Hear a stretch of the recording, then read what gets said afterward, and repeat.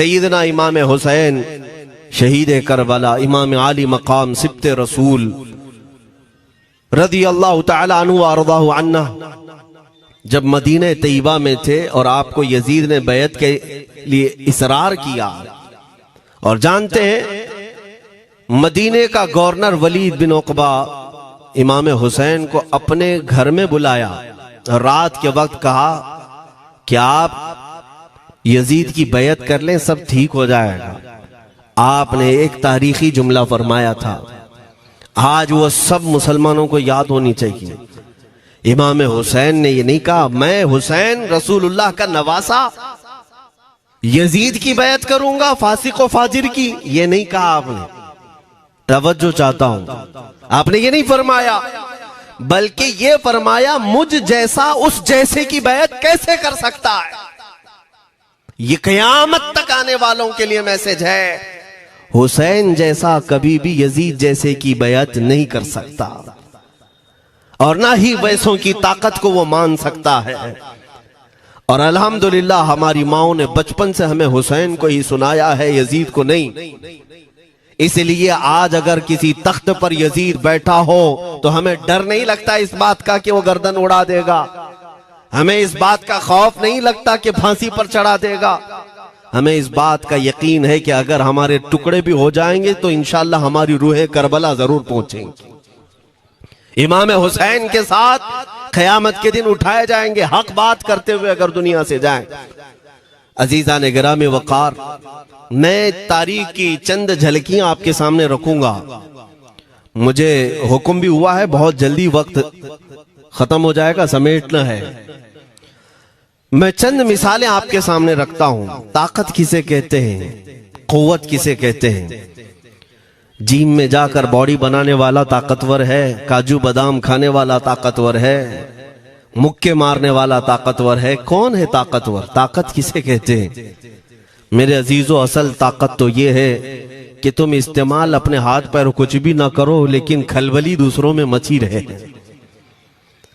ये असल ताकत है, ये रब ताला की तरफ से दी हुई होती है इनाम में।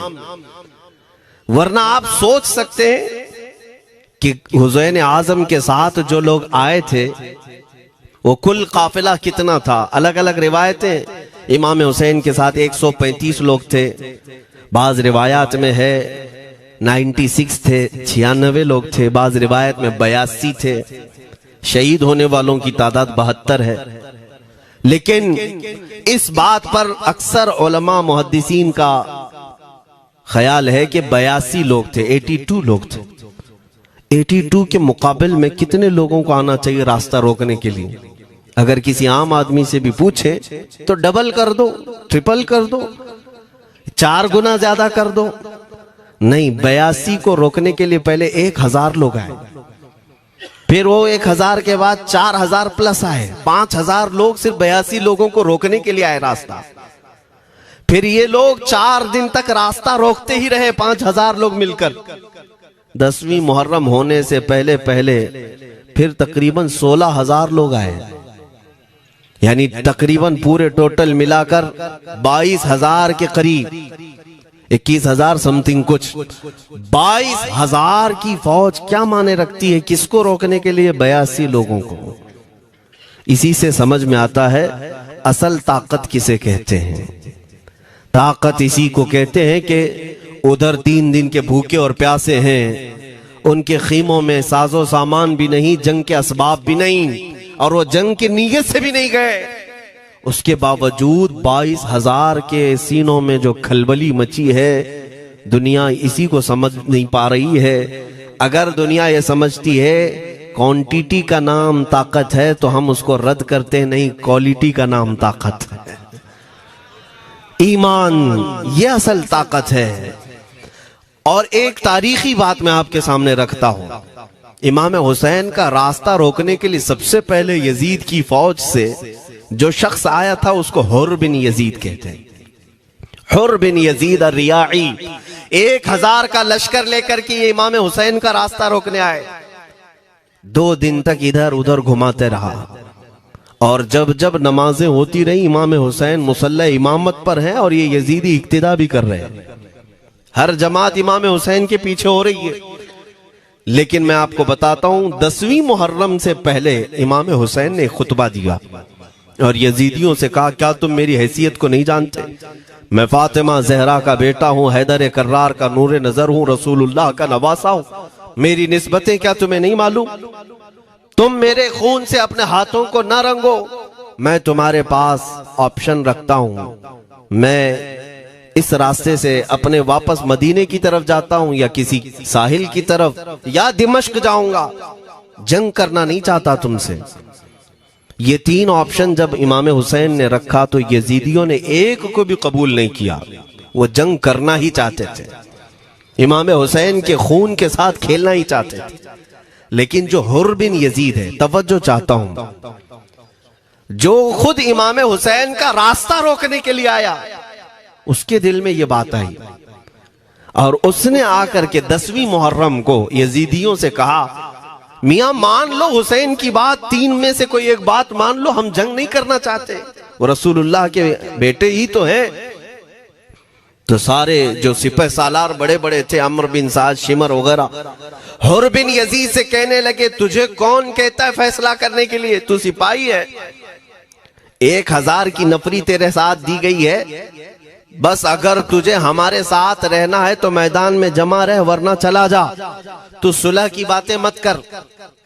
हुर बिन यजीद उसी दिन 10वीं मुहर्रम को उन यजीदियों से कहता, अच्छा अगर तुम मेरे इस बात को नहीं मानते तो तुम्हारी सिपह सालारी तुम्हें मुबारक, मैं हुसैन के खीमे में जा रहा हूं। जो यजीद की तरफ से आया था वो किधर चला गया? मौला हुसैन के खीमे में। कब? सिर्फ 10वीं मुहर्रम, एक रिवायत में 9वीं मुहर्रम को, एक दिन पहले इमाम हुसैन के खीमे में आया, दस्तबोसी की, माफी मांगी और इमाम हुसैन ने कहा, अब तुम जा सकते हो अपने घर।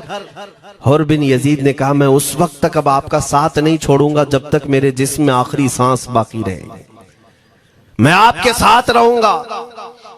अब इमाम हुसैन की वफादारी में आने वाला कौन था? इसलिए मैं आपको एक चीज दे जाता हूं मेरे अजीजों, अल्लाह अज़्ज़ वजल की कुदरत के फैसले हैं, वो जब चाहता है कहीं से भी किसी को हिदायत अता फरमाता है। वो बातिल कुव्वतों के मौजूद पलने वाला बच्चा भी कभी रब तबारक व तआला हिदायत देता है, उसे आलिम बनाता है, और कभी काबे की छांव में पलने वाले को मौला अबू जहल भी बनाता है, गुमराह कर देता है। हुर बिन यजीद मौला हुसैन के पास आ गए। जो बात मुझे कहनी है उसके लिए मुझे इतना वाकया बयान करना पड़ा है। मैं असल पॉइंट की तरफ आता हूं, क्यों मैं ये बयान कर रहा हूं। जब 10वीं मुहर्रम को जंग शुरू हुई, अम्र बिन साद ने तीर चलाया, तो जानते हैं खीमा हुसैन की तरफ से सबसे पहले मैदान में उतरने वाला यही हुर बिन यजीद ही, यही उतरे अपने घोड़े पर सवार होकर उन्हीं यजीदियों से लड़ने के लिए जिनकी फौज में ये आए थे, उनके मुकाबले में लड़ने के लिए गए। और जब लड़ने की इब्तिदा हुई, सुबह से दोपहर के करीब तक वो लड़ते रहे, जवाल तक। आप जो बात कहना है तवज्जो से सुनो। हुर बिन यजीद ने सुबह से लड़ाई की, बहुतों ने वहां पर मैदान जंग में मुकाबला आराइयां की हैं, लेकिन हुर बिन यजीद की जो लड़ाई है वो तारीख में लिखी हुई। आज उन्होंने यजीदियों के साथ जो जंग किया, कई घंटे जंग करने के बाद, जानते हैं तन्हा हुर बिन यजीद ने 120 यजीदियों को कत्ल किया। 120 की तादाद, एक घोड़सवार एक ही है, 120 को मार गिराया। उसके बाद जामे शहादत नोश किया। मैं तारीख पढ़ रहा था, वहीं पर हमने किताब को रोक दी।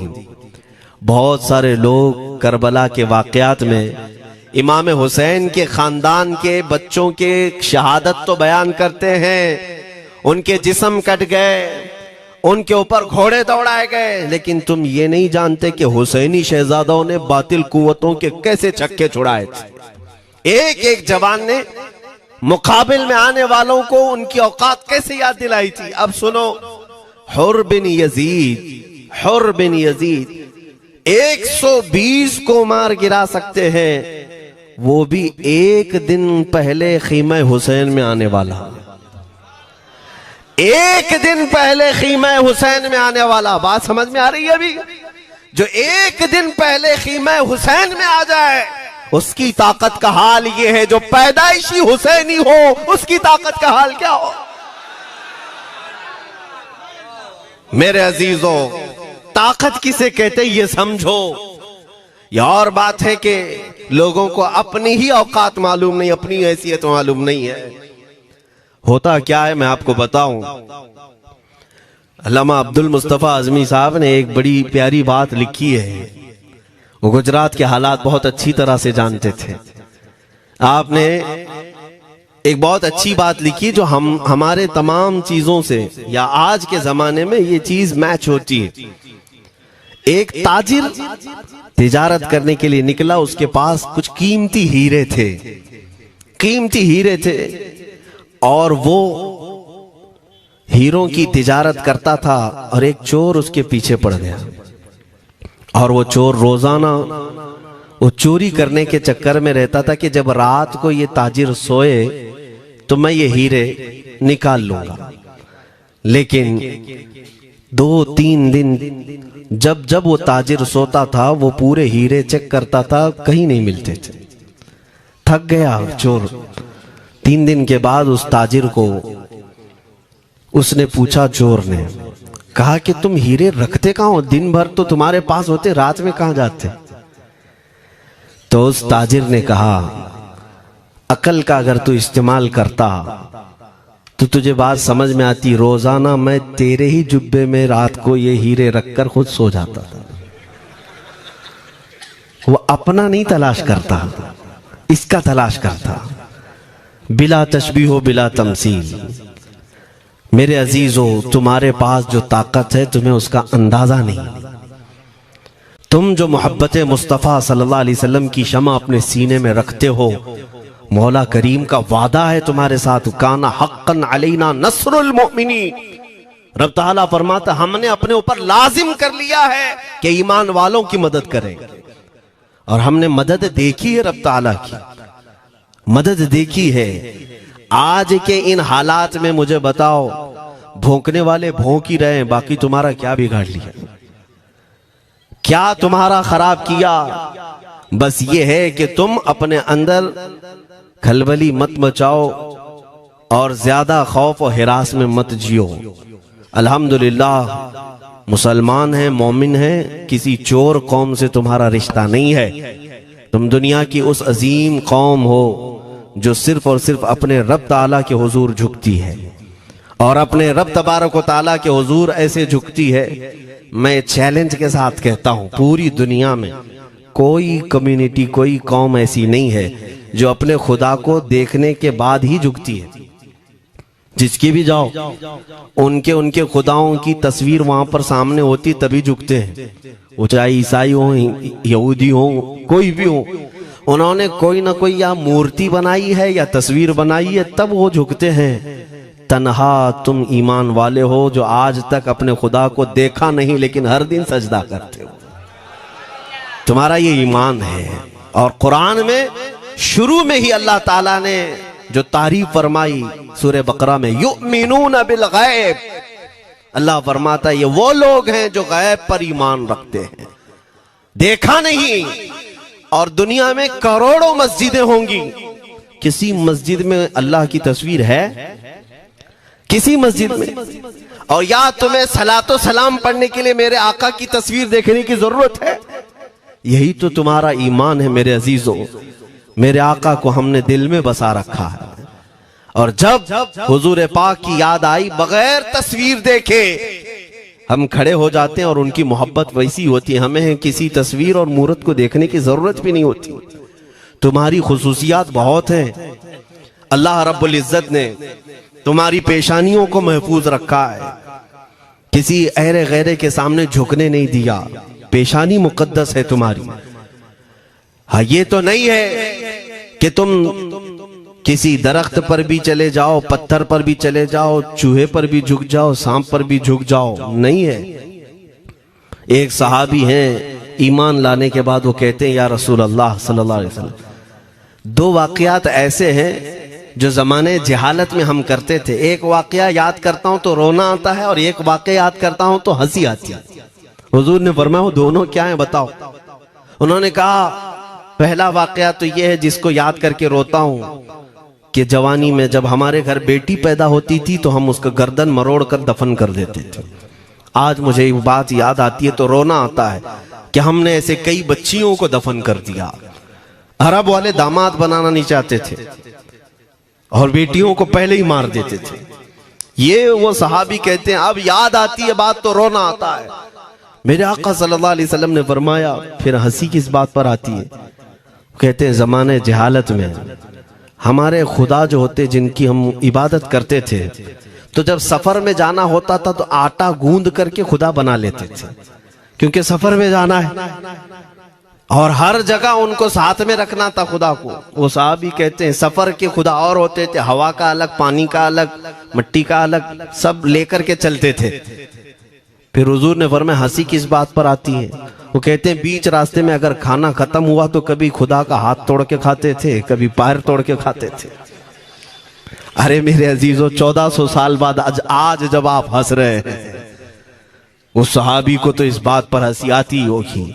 मैं ये बात सिर्फ इसलिए अर्ज कर रहा हूं कि शुक्र मनाओ अल्लाह रब्बुल इज्जत का कि तुम्हें रब तबारक व तआला ने उस कौम में पैदा किया है जिसका माथा सिर्फ वहदहू ला शरीक की बारगाह में झुकती है।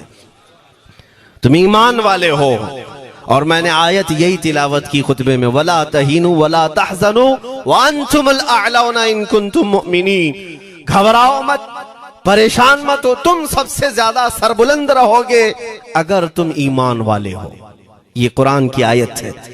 ईमान किसे कहते हैं? ईमान किसे कहते हैं? यानी अल्लाह ने फरमाया अगर तुम ईमान वाले हो तो सबसे ज्यादा कामयाब हो। अब हम पूछते हैं रसूल पाक से ईमान किसे कहते हैं? मेरे आका की जुबान से सुनो, ला युमिनु अहदुकुम हत्ता अकूना अहब्बा इलैहि मिन वालिदिही व वलदिही वन्नासी अजमईन। हजरत अनस से रिवायत है, हुजूर पाक सल्लल्लाहु अलैहि वसल्लम फरमाते हैं तुम में से उस वक्त तक कोई कामिल ईमान वाला नहीं हो सकता जब तक अपने वालिदैन, अपने बच्चे, अपने और सारे इंसानों से ज्यादा मैं उसके नजदीक महबूब ना बन जाऊं। हुजूर से कामिल मोहब्बत जब तक ना करोगे तब तक ईमान भी कामिल नहीं है।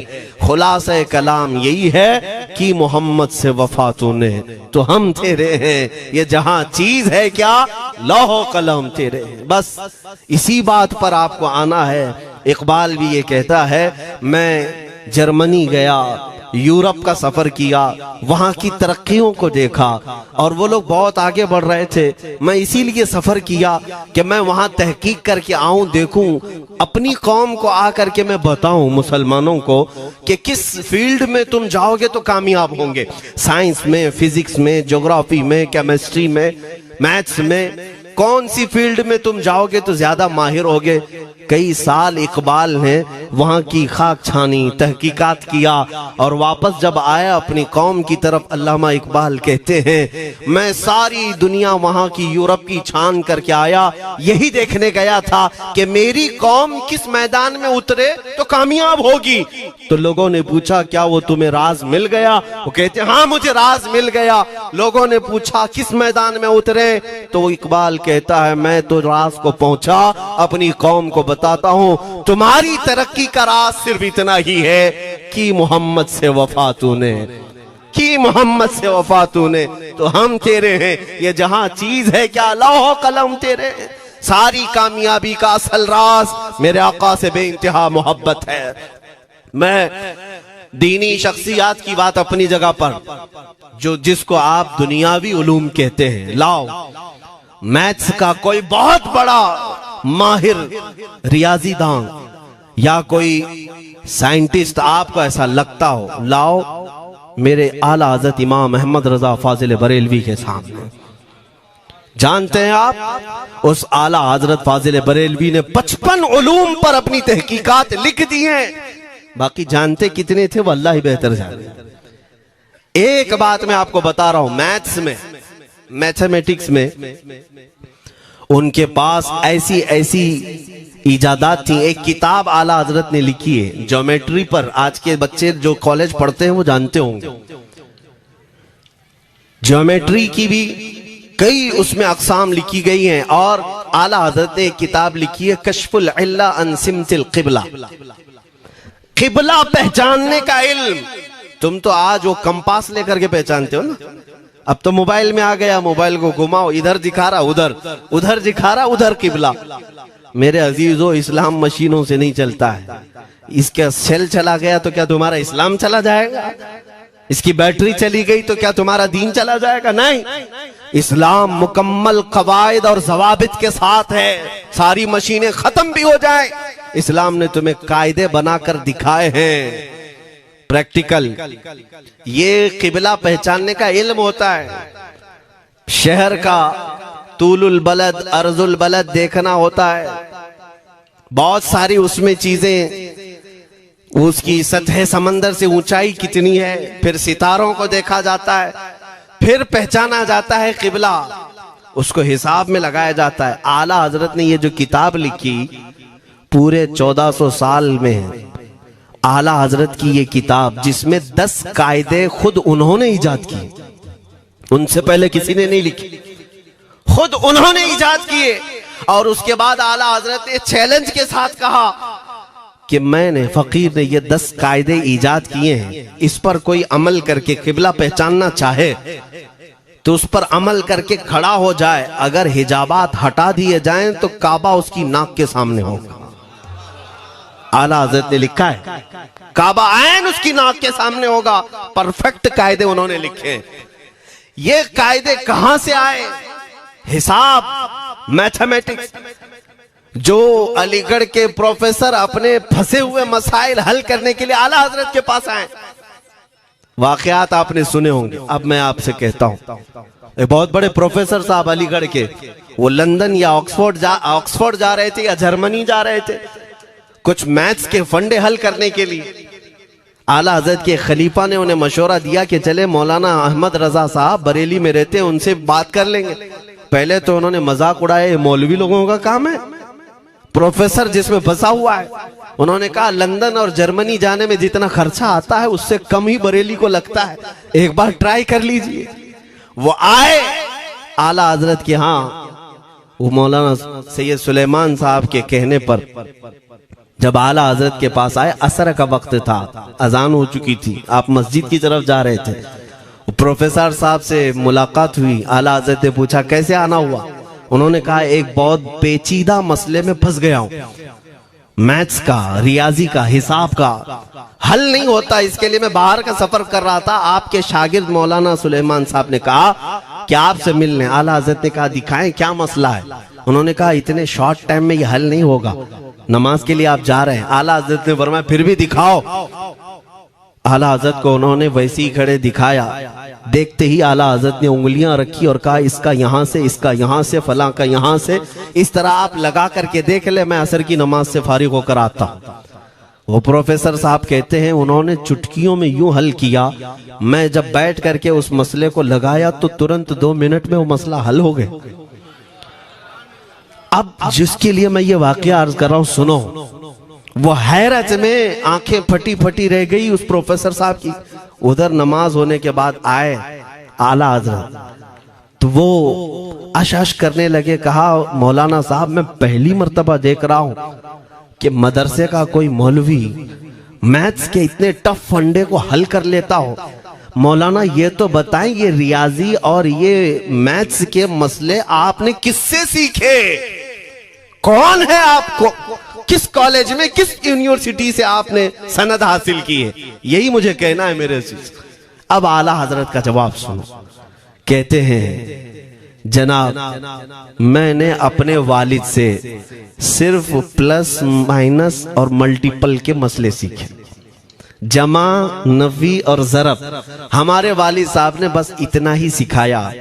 और उस वक्त बचपन में मुझे मंतिक, फलसफा, ये सब किताबें पढ़ने का शौक था। मैं हिसाब के, ज्योमेट्री के ये किताबें लेकर बैठा। मेरे वालिद आए, देखा, पूछा अहमद रजा क्या पढ़ रहे हो?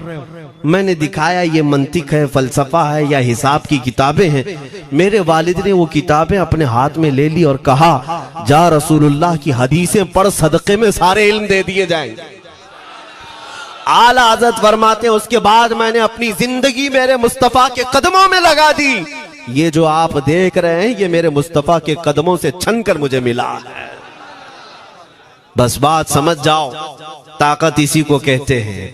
नबी पाक सल्लल्लाहु ताला अलैहि वसल्लम से बेइंतहा मोहब्बत करने वाला वो दुनिया के किसी मैदान में भी तन्हा नहीं होता, तन्हा नहीं होता। अजीजा ने गिरामी वक़ार, मैं इस बात की तरफ आपको ले जाता हूँ। एक सहाबी हजरत सलमा बिन अकवा रदियल्लाहु ताला, इनको राजिलु रसूलिल्लाह कहा जाता है। हुजूर सल्लल्लाहु अलैहि वसल्लम के ऐसे सिपाही जितने गज़वात में गए, जितनी जंगों में गए, कभी घोड़े पर नहीं बैठे, पैदल। और वह ऐसा पैदल चलते थे कि कोई घोड़ा भी उनके साथ नहीं पकड़ पाता उनको जब वो भागते थे। घोड़ा भी अपनी तेज रफ्तारी के बावजूद उन्हें नहीं पकड़ पाता। उनको लक़ब मिला था राजिलु रसूलिल्लाह, चल करके सफर करने वाला रसूलुल्लाह का सिपाही। एक बार ऐसा हुआ, एक बनु कार्रा का शख्स जिसका नाम अब्दुर्रहमान है, ये मुनाफिक था, खबीस था। इसने तकरीबन 400 लोगों को जमा किया, अपने हम मिजाज लोगों को, और मदीने पर रात के वक्त एक बगीचे पर हमला किया, पूरे बगीचे को आग लगा दिया। और उसके बाद फिर जो खजूरें थी वहां से सब लूट लिया, लूट करके अपने घोड़ों पर रख लिया और निकल पड़ा। उस वक्त सिवाय हजरत सलमा बिन अकवा के कोई नहीं था। उधर 400 लोग लूट मार कर रहे हैं और खजूरें जमा कर रहे हैं, और ये तन्हा साहबी। इस साहबी का हाल ये है, घोड़ा भी नहीं होता था कभी नहीं।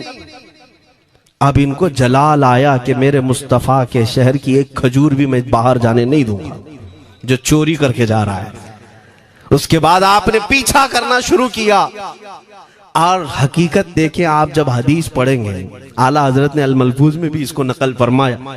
जब तक मैं ये हदीस पढ़ रहा था, इतनी हंसी भी आती है और उनकी इस बहादुरी पर दिल खिल जाता है और सीना चौड़ा होता है कि वो अकेले किस बात पर भाग रहे थे। उनके पीछे 400 लोगों के पीछे भाग रहे। अच्छा, कोई ये कहे कि नादान आदमी है, 400 लोगों को नहीं देख रहा, अकेला भाग रहा है। हो सकता है इनको कोई कह दिया हो, लेकिन मुझे हैरत उन 400 पर हो रही है जो एक से डर के भाग भी रहे थे। वो भी भाग रहे हैं, एक दौड़ा रहा है और 400 भाग रहे हैं। वह अब्दुर्रहमान कार्रा का रहने वाला कारी भागा जा रहा है और सबसे कह रहा है, सलमा बिन अकवा से अपनी अपनी जान बचा लो।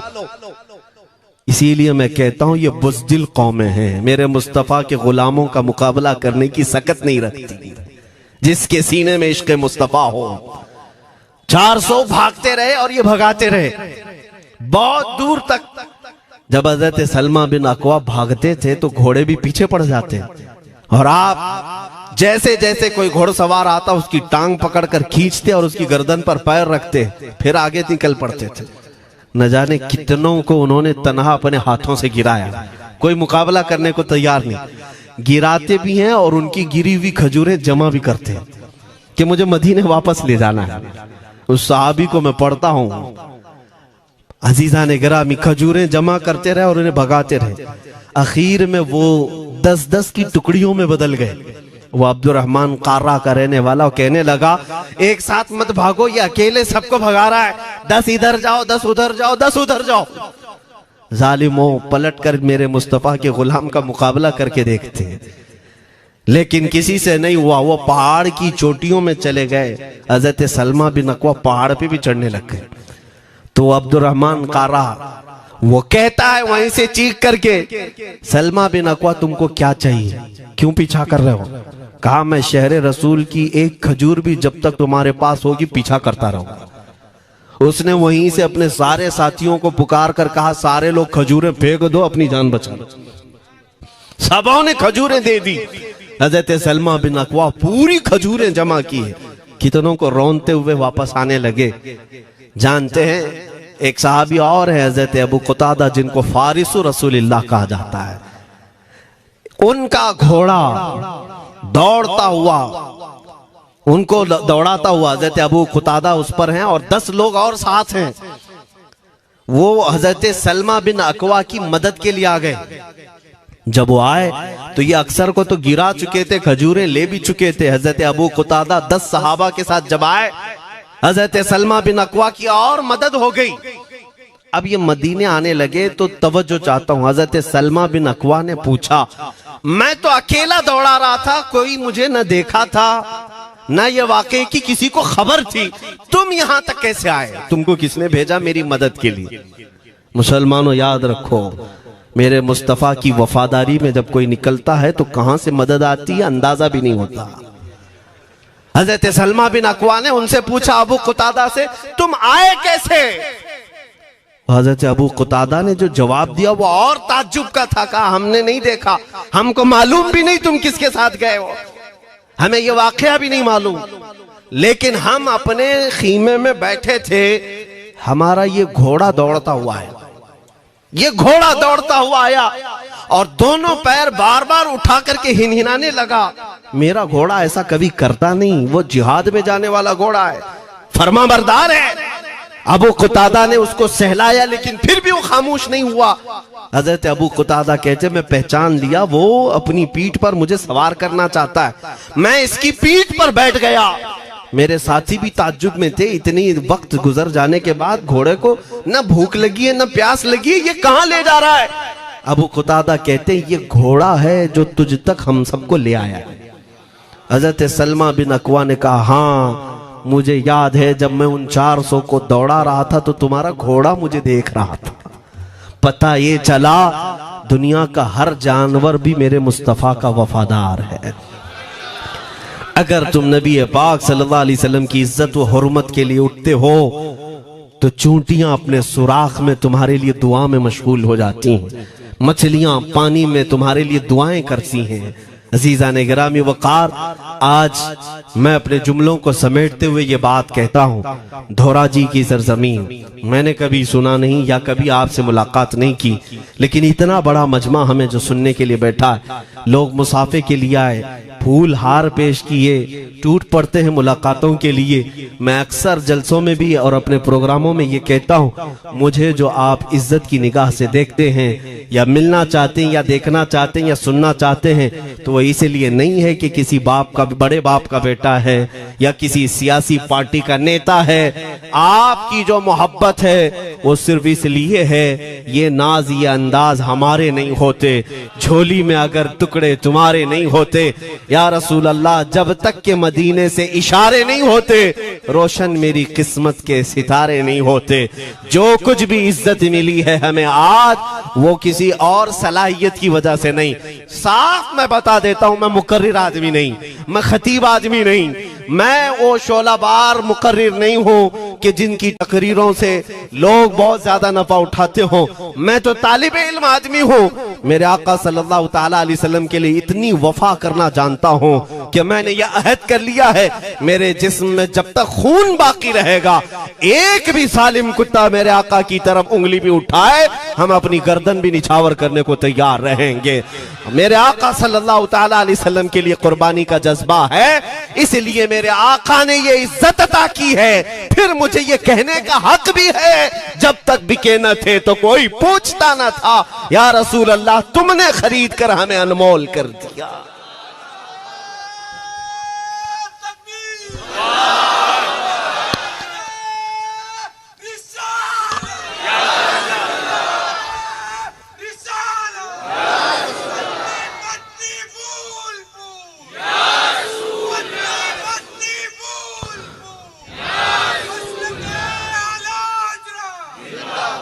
मेरे अजीजों, इस बात पर आज तुम्हारा इत्तिहाद होना है, आज तुम्हारा इत्तिहाद होना है। मैंने काफी इलाकों के दौरे की और देख लिए, लोग जो कहते हैं हम बिखरे हुए हैं, बटे हुए हैं, टुकड़ों में हैं, लेकिन मैंने सबको देखा, यकीनन फिरकों में भी बटे हैं, सिलसिलों में भी। हालांकि सिलसिलों में इख्तिलाफ होना नहीं चाहिए, जो सलासिल हक्का हैं वो सब मदीने तैयबा की नहरें हैं, इख्तिलाफात नहीं, लेकिन उसके बावजूद बटे हुए लोग हैं। एक दूसरे से मुसाफा नहीं करना चाहते, एक दूसरे के पीछे नमाजें नहीं पढ़ना चाहते, जो खाली सुन्नी होकर भी, ईमान वाले होकर के भी। मैं बहुतों से ये शिकायतें सुना कि हम में बहुत सारे इख्तिलाफात हैं, लेकिन इसका हल तकरीरें हैं, तहरीरें हैं, लोगों को समझाना है, इस्लाह करना है, सब करके देख लिया। लेकिन एक बात मैंने खुद प्रैक्टिकल देख लिया कि 1000 टुकड़ों में क्यों ना बटे हों, लेकिन मेरे मुस्तफ़ा का नाम आ जाए तो हर कोई मुत्तहिद नजर आता है। ये हमने देख लिया है, ये हमने देख लिया है। किसी भी पीर से बैत क्यों ना हो, मैं दूसरों की बात नहीं करता, लेकिन मैंने पूरे हिंदुस्तान के कोने कोने में देखा है जाकर के, किसी भी सुन्नी सहीहुल अकीदा पीर से बैत क्यों ना हो, अगरचे उसके आपस के झगड़े हों, लेकिन हमने एक मजमे में मुझे सुनने वालों को, ऐसे इख्तिलाफ वालों को भी देखा, दोनों सुन रहे हैं, लेकिन जब हमने पूछा मेरे मुस्तफा करीम की इज्जत पर बात आए तो तुम में से कौन खड़ा हो सकता है, हर इख्तिलाफ रखने वाला भी ये कहता है या रसूल अल्लाह, ये जिस्म भी तुम्हारा, ये जान भी तुम्हारी, करूं तेरे नाम पे जां फिदा, न बस एक जां दो जहां फिदा, दो जहां से भी नहीं जी भरा, करूं क्या करोड़ों जहां नहीं। ये हर एक का नारा है। इससे पता ये चला कि आज तुम सबको अगर कोई चीज जोड़ सकती है तो नाम मोहम्मद है, मेरे मुस्तफा करीम सल्लल्लाहु अलैहि वसल्लम की मोहब्बत है। गुंबदे खजरा की छांव में सबको जमा करो, इंशाअल्लाह अजीज इत्तिहाद बरकरार रहेगा। असल की तरफ नजर रखो, बादशाह की तरफ नजर रखो। बाकी जितने वली हैं, जितने पीर हैं, सब वजीर हैं, सब वजीर हैं। बादशाह सिर्फ मेरा मुस्तफा है। नबी पाक सल्लल्लाहु ताला अलैहि वसल्लम को हम शहंशाह तस्लीम करते हैं। लिहाजा अगर बादशाह की तरफ नजर होगी तो तुम्हें शैतान ये इस तरह की लड़ाइयों में नहीं रखेगा, वो कामयाब नहीं हो सकेगा। तुम सबका मिशन अगर मेरे मुस्तफा की इज्जत और उनकी नामूस हो जाए, हुजूर अकरम सल्लल्लाहु ताला अलैहि वसल्लम की तरफ हमने देखा है बड़े बड़े इख्तिलाफात खत्म हो जाते हैं। हजरत अबू जर गिफारी, हजरत बिलाल हबशी, दोनों में झगड़ा हो गया था, तकरार हुई। हजरत अबू जर गिफारी ने सिर्फ हजरत बिलाल को गुस्से में आकर कहा, काली औरत के बेटे, या इब्न उम्मी सौदा। ये तकरार में हो जाता है। हजरत बिलाल को ये बात लग गई, थे तो काले, लेकिन साहबी ने कहा था काली औरत के बेटे। हुजूर के पास जाकर अर्ज किया, या रसूल अल्लाह, अबू जर ने मुझे आज यूं कहा, अबू जर ने मुझे आज यूं कहा, काली औरत के बेटे। मेरे आका सल्लल्लाहु अलैहि वसल्लम को जला लाया, बाहर आए, बुलाया, अबू जर कहां है? आए।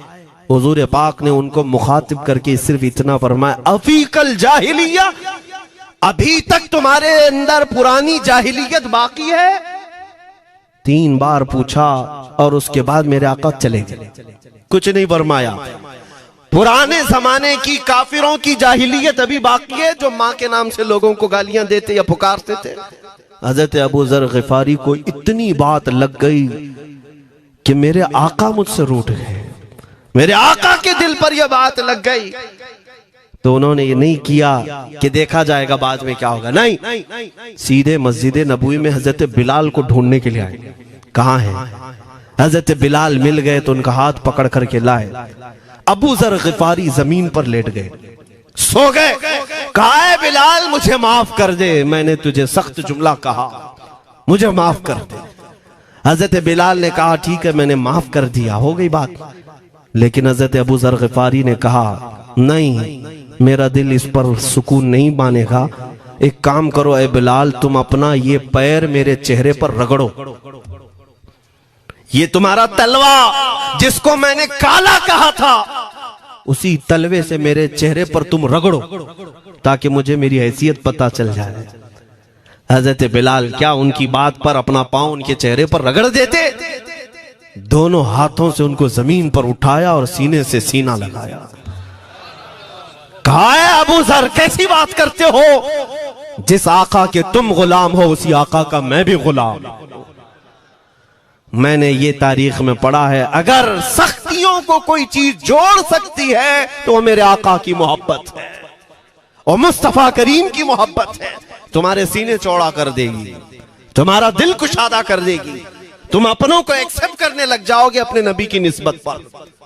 हाँ, एक बात याद रखें, मैं ये सिर्फ मेरे आका की निस्बत वालों के लिए कह रहा हूं, बाकी हमारा अकीदा तो ये है, नबी से हो जो बेगाना उसे दिल से जुदा कर दे, पिदर मादर बिरादर जानो माल उन पर फिदा कर दे। हम उसको मानते ही नहीं, चाहे बापों की माँ हो जो मेरे नबी को नहीं जानता, जो मेरे आका की अजमत को नहीं पहचानता, मैं उनके बारे में नहीं कहता। हाँ, हमारे एक उस्ताद बुजुर्ग उन्होंने फरमाया था कि बेटा बात करने का लहजा नरम रखना हमेशा। बहुत सारे लोग हमारी तकरीरों को अभी अभी जो सुनते हैं वो कहते हैं बहुत कड़क बोलते हैं, सख्त बोलते हैं। मेरे अजीजों, पिछले 15 साल से करते हैं हम तकरीरें, अखलाकियात पर, तसव्वुफ पर बहुत सारे नरम अंदाज में गुफ्तगू करने के हम आदी थे। वो सब नहीं देखते, लेकिन जहां हम थोड़ा सा चीखते हैं या गरज के साथ बोलते हैं, वो बहुत जल्दी किसी को लगती है और कहते हैं आप बहुत कड़क लहजे में कहते हो। 90% हमने नरम लहजे में बात किया है, लोगों को अखलाकियात सिखाया है। चोरी, जिना, डकैती, सूद, शराब, इन सब की मजम्मत पर बयानात हमने रिकॉर्ड किए। वो सब नजर नहीं आता, लेकिन सख्त जुमले बहुत जल्दी नजर आते हैं। लेकिन ये मैं क्यों करता हूं वो भी आपको बता दूं। हमारे एक बुजुर्ग उस्ताद ने फरमाया, कहा कि बेटा नरम गुफ्तगू करने की आदत रखना, इसलिए कि मेरे आका सल्लल्लाहु अलैहि वसल्लम की सुन्नत है नरमी से कलाम करना।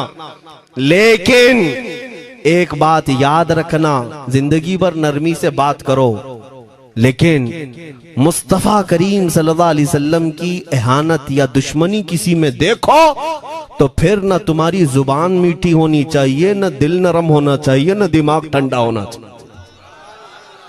हाँ, ये ईमान का तकाजा है। हम जो सख्त बात करते हैं, लोगों को ऐसा लगता है कि इतना कड़क नहीं बोलना चाहिए। तुम्हें पता भी नहीं हज़रत उमर फारूक कितना बोलते थे। हाँ, उमैर बिन वहब एक शख्स था जो हुजूर के कत्ल का इरादा करके आया था मक्का से। सफवान नाम का एक और शख्स, उमैर नाम के 2 लोग हतीम काबा में बैठकर मीटिंग करके आए, क्योंकि सफवान का बाप जंग बदर में मारा गया था, उमैर का बेटा जंग में कैदी होकर हुजूर के पास कैद था। दोनों का प्रॉब्लम सेम था। दोनों लोग हतीम काबा में बैठ करके फैसला करते हैं। सफवान ने कहा मैं तुझे बहुत पैसे दूंगा, एक तलवार को जहर में बुझा कर जाओ मदीने और मोहम्मद का कत्ल करके आओ सल्लल्लाहु अलैहि वसल्लम। उमैर बिन वहब तलवार छुपा करके मदीने आया, लेकिन जिस वक्त वो आया, हजरत उमर फारूक चंद सहाबा के साथ मस्जिद नबवी के बाहर खड़े थे। देखते ही उसकी गर्दन में जो है ये गमछा डाला, रुमाल, और कहा खुजू हादल कल, पकड़ो इस कुत्ते को। ये हजरत उमर की जुबान से निकलेंगे, कहते हैं पकड़ो इस कुत्ते को। यही वो है जो बद्र के अंदर, मैदान बद्र में मक्का वालों को भड़का रहा था जंग पर हुजूर के खिलाफ। यहाँ मदीने में आया है, पकड़ो इसको। हजरत उमर बाहर ही सब कर देते, लेकिन कहा कि मैं हुजूर से पूछ के आता हूँ इसका करना क्या है। मेरे आका के पास गए, कहा या रसूल अल्लाह, वो शैतान कुरैश आया है, कुरैश का शैतान आया है उमैर बिन वहब, और मुझे लगता है वो बुरी नीयत से आया है। हजरत उमर पहले ही भांप रहे हैं, मुझे लगता है वो बुरी नीयत से आया है, क्या करना है आप हुक्म फरमाए। मेरे आका ने फरमाया उमर उसको अंदर ले आओ। उमैर बिन वहब को वैसी गर्दन में वो गमछा डाल के घुमा के अंदर ले आए मस्जिद नबवी में। हुजूर ने पूछा, हजरत उमर से कहा छोड़ दो उसको। जब अंदर आया तो पूछा हुजूर ने, क्यों आए उमैर? अब वो झूठ बोलने लगा, कहा मेरा बेटा आपके पास कैदी है, खैर खैरियत पूछने के लिए आया, और क्या है। मेरे आका ने फरमाया सच सच बताओ क्यों आए हो। उसने फिर कहा मैं अपने बेटे की खैरियत मालूम करने आया हूं, और क्यों आया हूं। हुजूर ने फरमाया खैरियत मालूम करने आए तो तलवार लेके क्यों आए हो।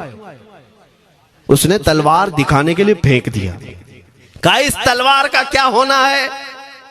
तलवार तो हमारे पास बद्र में भी थी, लेकिन पता आप ही के साथ थी। बड़ी बड़ी बातें करने लगा। मेरे आका को जलाल आया और कहा उमैर वो बात क्यों नहीं बोलते जो तुम सफवान के साथ काबा के हतीम में बैठकर करके आए हो। मदीने में बैठा रसूल खाने काबा में होने वाली गुफ्तगू को सुन रहा है। दूर और नजदीक के सुनने वाले वो काने लाले करामत पे लाखों सलाम। ये हदीस मौजूद है, सही हदीस है। इसी हदीस के तर्जुमानी करते हुए हम तो ये अकीदा रख ही सकते हैं ना, हम यहाँ से पुकारें वो वहां से सुने, मुस्तफा की समाअत पे। हाँ, ये अकीदा बरेली वाले का जो है वो अपने पेट का अकीदा नहीं, ये सहाबा का अकीदा है।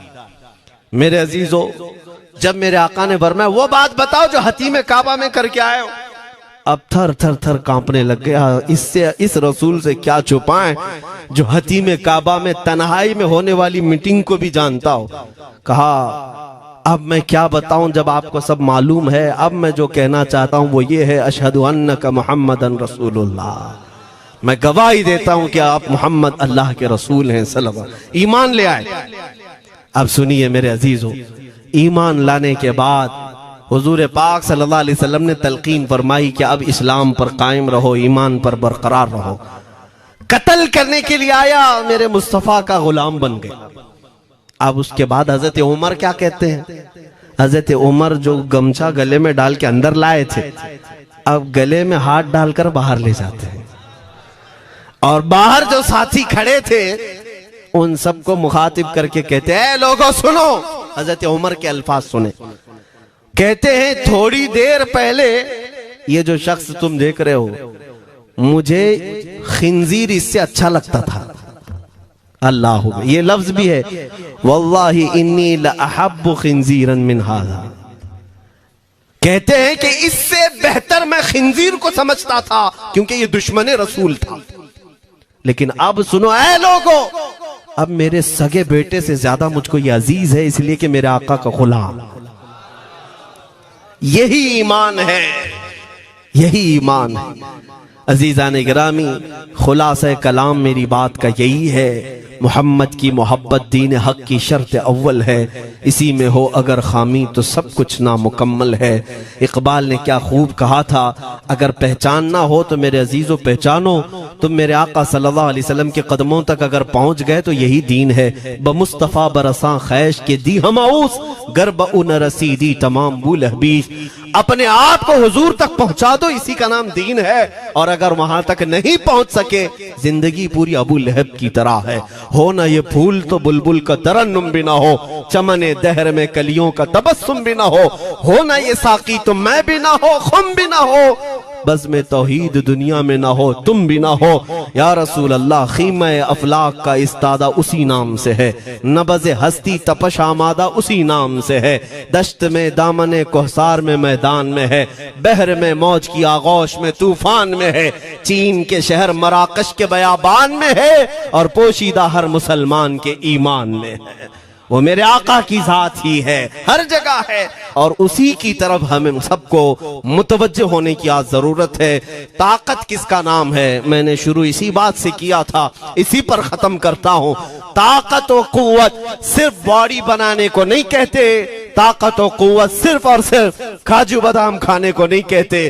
ताकत और कुव्वत उसके अंदर है जो देखने को अगरचे कमजोर लगता हो, लेकिन दुश्मनों के सीने उसकी याद से ही आज भी खलबली मच जाती हो। हमने देखा है 100 साल पहले की बात, आला हज़रत इमाम अहले सुन्नत फाजिल बरेलवी इमाम अहमद रजा खां, नाम तो हर बच्चा जानता है आज, और अपनों से ज्यादा गैर भी जानते हैं और थरथराते भी हैं। लेकिन क्या कभी तुमने आला हजरत की सीरत में ये पढ़ा कि उनका जिस्म कैसा था?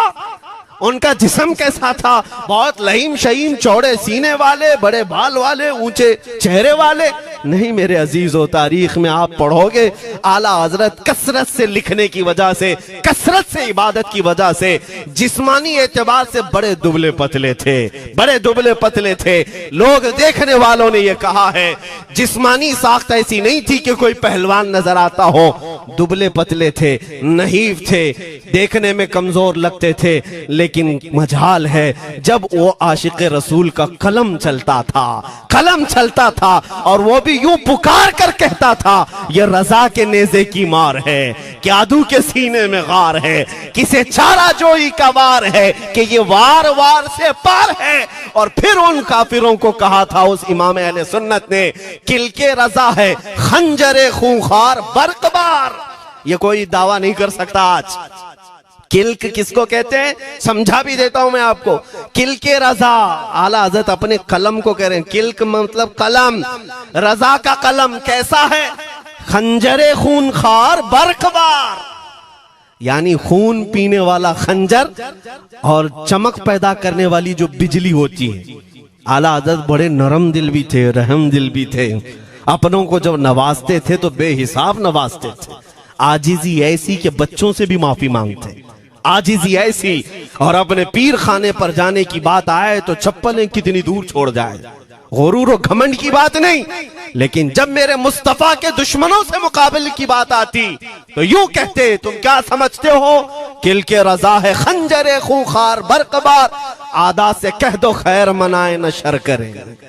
ये बात ईमान के तकाजे की है। मैं आज हर आलिम से मिंबर पर बैठे हुए और हर मोमिन से यही कहना चाहता हूं, जो मेरे मुस्तफा की इज्जत की बात आए सर चढ़कर बोलना सीख जाओ। मेरे आका ने फरमाया है, जालिम और जाबिर बादशाह के सामने हक बात का ऐलान करना सबसे अफजल जिहाद है। और ये तो कर ही सकते हो। उन पाखंडियों को लफ्ज़े जिहाद से भी डर लगता है और लफ्ज़े जिहाद पर ही बड़ा प्रोपेगेंडा करते हैं। मुझे इस बात का कोई खौफ नहीं। हाँ, लोग ये कहते हैं मौलाना जिहाद के लफ्ज पर थोड़ा साइड होकर के बात कर लेते हैं। तुम बुज़दिल क्यों बने जा रहे हो? लफ्ज़े जिहाद एक पाकीज़ा लफ्ज है, मुकद्दस लफ्ज है। इस लफ्ज को अगर निकाल दिया तो मेरे आका की आधी सीरत खत्म हो जाएगी। कैसे बताओगे नबी पाक की सीरत? बदर को क्या कहोगे? तकरार हुई थी। खंदक, ओहद, तबूक, खैबर, ताइफ, ये सब को क्या कहोगे? तकरार हुई थी। जिहाद लफ्ज है, सेल्फ डिफेंस का नाम है। इतना हक तो हर एक को है मेरे अजीजों। लेकिन ये तो आज मैं ये बात भी नहीं कर रहा हूं तुमको तलवार उठाओ, बंदूक उठाओ, गोली मारो, बंदूक से लो, ये सब बातें तो हम करते भी नहीं, हमें जरूरत भी नहीं। लेकिन हमें पता है हमारे अल्फाज ही काफी हैं। मेरे आका सल्लल्लाहु ताला अलैहि वसल्लम की मोहब्बत जिसके सीने में हो, मेरे आका ने जब ये फरमाया है कि हक बात का ऐलान करना सबसे अफजल जिहाद है, तो इस पर तो हर कोई आज अमल कर सकता है। हक बात कहो, मिंबरों से कहो, और ट्रस्टियों से भी कहता हूं उलमा को कहने की आजादी भी दो कि वो बुज़दिल न बनाए, खौफ न रख रजा जरा, तू तो है अब्दे मुस्तफा। एक बात समझ करके चले, हम मुल्क के खिलाफ, कानून के खिलाफ नहीं बोलना चाहते। मुल्क हमारा भी है, देश हमारा भी है, और यहाँ के कवानीन जिस पर हम अमल कर रहे हैं, खुशी से अमल कर रहे हैं। लेकिन इन जालिमों ने क्या बना दिया है, इनके नजदीक देश पूरा मोदी है। हाँ, इन साहब के बारे में मत बोलो, वो देश है। कल को अगर नहीं रहे तो देश चला जाएगा। मेरे अजीजों, किसी व्यक्ति, किसी शख्स की गलत पॉलिसियों पर तनकीद करने का नाम देश के खिलाफ बोलना नहीं है। हम अपने देश से मोहब्बत ऐसी करते हैं, ऐसी करते हैं। आज भी आजादी का दिन है ना, आजादी का दिन है। ये लगे हाथों ये बात कह करके गुजरता हूं।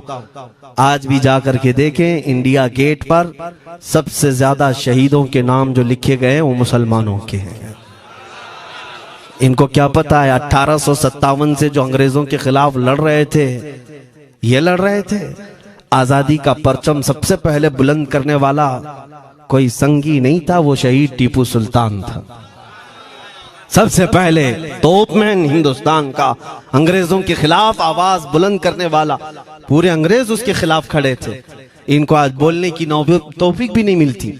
और उसके अलावा वो उलमा की बात कहां चली गई आज? अंग्रेज तारीखदान ने लिखा है कि सबसे ज्यादा हमें खतरा हिंदुस्तान में मुसलमानों से था, और हमने दिल्ली से लेकर कश्मीर तक कोई एक झाड़, कोई एक दरख्त बाकी नहीं था जिसमें हमने एक आलिम को लटकाया नहीं था फांसी पर। जिनकी तादाद गिनी गई है तो तकरीबन 26,000 उलमा को इन्होंने फांसी दी थी, दिल्ली से लेकर कश्मीर तक। मुझे बताओ, जजीरा अंडमान निकोबार में किसको भेजा इन्होंने? मौलाना फजल हक खैराबादी, इनायत अहमद काकोरवी, ये तमाम वो लोग हैं। अल्लामा इनायत अहमद काकोरवी, जिनकी किताब आज तकरीबन हर मदरसे में पढ़ाई जाती है, इल्म उस्सिक़ा। ये किताब यहाँ चटाई पर बैठकर लिखी हुई नहीं, उस जेल की दीवारों पर लिखी हुई किताब। उसको पढ़ करके आज बच्चे आलिम बनते, हम भी पढ़े। ये वो लोग हैं जिनको सिर्फ और सिर्फ हक बात कहने की बुनियाद पर जिंदगी भर जेल में डाल दिया गया।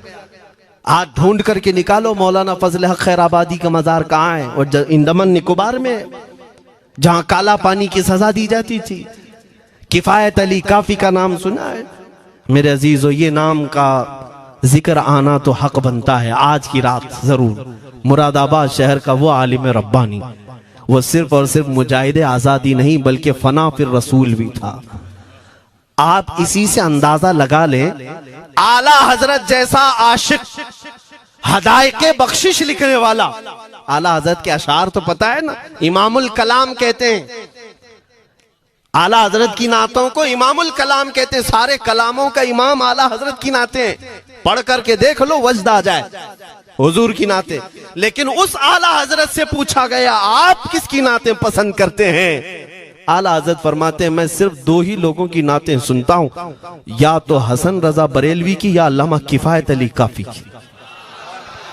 आला हजरत जिसकी नाते सुनते हो, इसी से अंदाजा कर सकते हो किफायत अली काफी कौन थे। मैं अक्सर जगहों पर इनका तस्करा करता हूं ताकि बच्चों के जहनों में ये बात मुंतकिल हो जाए। अब मैं आपको बताऊं, उनकी जुबान में अल्लाह ने वो ताकत दी थी कि वो जब इश्क रसूल पर बोलते थे तो हजारों का मजमा रोने लगता था, उनकी तरफ आ जाते। और अंग्रेजों को ये बात कतान पसंद नहीं थी। उन्हें कई तरह से गिरफ्तार करने की कोशिश की गई। आखिरकार एक मुनाफिक के जरिए से मौलाना किफायत अली काफी को गिरफ्तार करने के लिए अंग्रेज आए। कितने जानते हैं? 3000 लोग आए एक आलिम को गिरफ्तार करने। हमेशा कुत्ते झुंड में ही आते हैं। हाँ, मॉब लिंचिंग भी जो है ना, कुत्ते झुंड में ही करते हैं। किफायत अली काफी रहमतुल्लाह अलैह को गिरफ्तार करके ले गए दारुल इमारत में। अंग्रेजों ने रात के वक्त किफायत अली काफी के कपड़े खोले और उनके जिस्म पर गर्म स्त्री फेरी। स्त्री से पूरा दागते थे और जब चमड़ी जल जाती थी तो उस पर नमक छिड़कते थे। हफ्ता भर तक अल्लामा किफायत अली काफी को उन्होंने ये दर्दनाक सजाएं दी।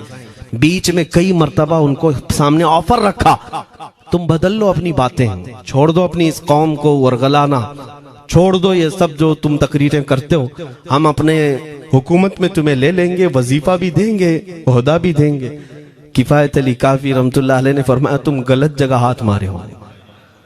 हाँ, ये वो जगह नहीं है जहां से 500 पाउंड लेकर के कौवा भी हलाल कर दिया जाए, हर चीज जो है तुम्हारे हिसाब की बना दी जाए, ये वो जगह नहीं है। किफायत अली काफी रहमतुल्लाह अलैह ने कहा, मेरा दीन इतना सस्ता नहीं है, इतना सस्ता नहीं है। उसके बाद उन्होंने कहा, तो फिर तुम मरने के लिए तैयार रहो। कहा, खुशी से। 8 दिन के बाद उनको एक चौराहे पर ले जाकर फांसी का फंदा लगाया गया और पूरे मजमे में आपको फांसी के लिए चढ़ाया गया। अंग्रेजों ने पूछा था, कोई आखिरी वसीयत है तुम्हारी, कोई आखिरी ख्वाहिश है तो बता दो लोगों में। फांसी पर चढ़ने वाला ये कहता होगा, मेरी बीवी से मिल लूं, बच्चों से मिल लूं, जायदाद प्रॉपर्टी की वसीयत कर दूं, मेरे बाद कौन बैठेगा वो कह दूं। लेकिन किफायत अली काफी की बात पर कुर्बान जाओ। उस भरे मजमे में कहते, हाँ मेरी आखिरी ख्वाहिश एक ही है, एक बार नाते रसूल पढ़ लो। अल्लाह अल्लाह, एक बार नाते रसूल पढ़ लो।